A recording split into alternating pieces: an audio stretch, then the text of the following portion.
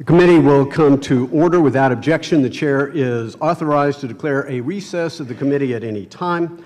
This hearing is for the purpose of receiving the annual testimony of the chairperson of the Financial Stability Oversight Council. And I'll recognize myself for 5 minutes to give an opening statement.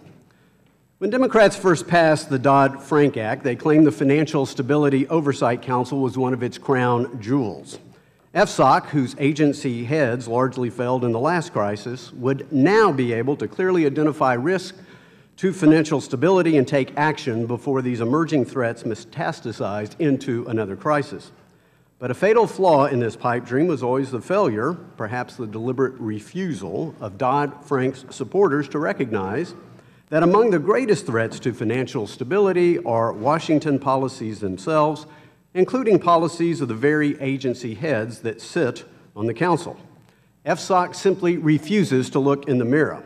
In its report, it conspicuously omits any references to specific government policies or agencies as helping cause the systemic risk it identifies. Quote, greater risk-taking across the financial system is encouraged by the historically low yield environment, the council reports. Yet the council refuses to identify the obvious source of this apparent risk, one of its own members, the Federal Reserve, and the Fed's unprecedented loose monetary policy. The council warns of reduced liquidity in the capital bond markets, yet never acknowledges that Dodd-Frank's Volcker Rule and other regulations have drastically reduced liquidity. The council lists, quote, risk-taking of large, complex, interconnected financial institutions as a threat. Yet again, it fails to mention that Dodd-Frank amplifies the threat by empowering the council to designate certain firms as too big to fail, thus enshrining the concept into law. These designations will make only worse the profound threat ignored by the council, but recently identified by the Federal Reserve Bank of Richmond in their bailout barometer, that threat being that hardworking taxpayers, implicitly or explicitly, are now on the hook for a staggering 60% of the liabilities of the entire U.S. financial system. The council turns a blind eye to other serious threats. Fannie Mae and Freddie Mac, at the epicenter of the last crisis, barely receive a mention. And it gets worse. Our unsustainable national debt, $18 trillion and counting, as all can see, perhaps one of the greatest existential threats that we face, more debt incurred under this administration than our nation's first 200 years, totally ignored. This is beyond negligent, it is beyond egregious, it is dangerous, and frankly, it is offensive.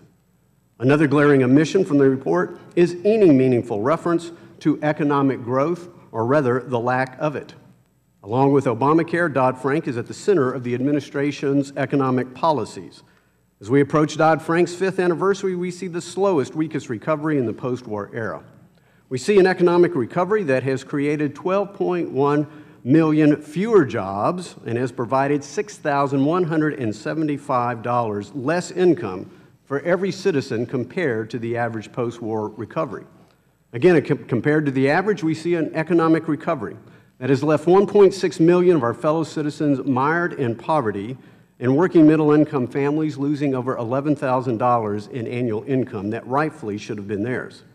I find it stunning that in its report, FSOC can find a link between weak economic growth and Greece and stability in the Eurozone, but apparently can find no link between economic growth and stability on this side of the Atlantic.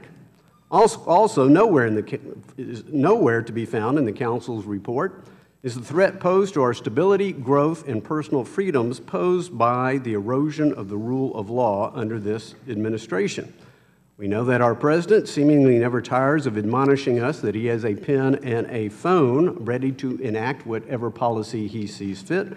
Regrettably, he never seems to have handy a copy of the Constitution. As Americans become less governed by the rule of law and more governed by the whims of Washington, fear, doubt, uncertainty, and pessimism are sown. It is not lost on the American people that increasingly Washington decides what credit cards can go in their wallets, what kind of home mortgages they can receive, and whether, if they like their bank account, if they can keep it.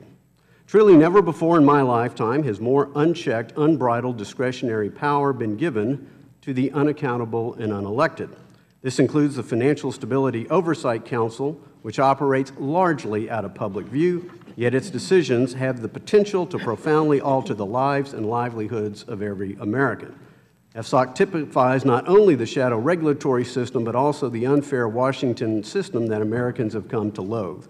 Powerful government administrators, secretive government meetings, arbitrary rules, and unchecked power to punish or reward.